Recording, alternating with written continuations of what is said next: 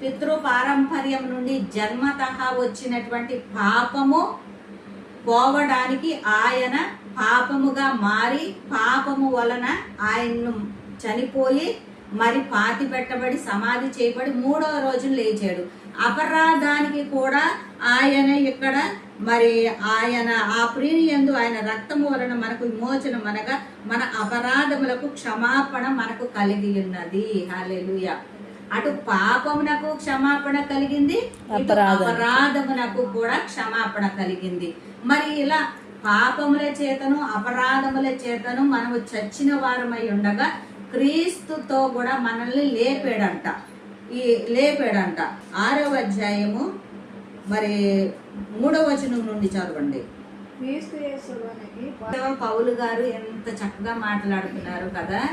మా క్రీస్తుతో కూడా మనము లేపబడ్డాము. మనము అపరాధముల చేతను పాపముల చేతను చచ్చిన వారమై ఉండగా మనం క్రీస్తుతో కూడా లేపబడ్డామంటే ఎలా లేపబడ్డాము అనేది పౌలు గారు రోమపత్రిక 6వ అధ్యాయం 3వ వచనంలో చెప్తున్నాడు. ఎలా లేపబడ్డామంటే క్రీస్తు యేసులోనికి బాప్తిస్మం పొందిన మనమందరము ఆయన మరణములోనికి బాప్తిస్మం పొందితమని మీరెరుగరా.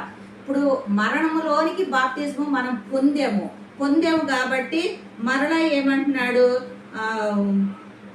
4వ వచనం కింద మనము బాప్తిస్ము వలన మరణములో పాలు పొందుటకై ఆయనతో కూడా పాతి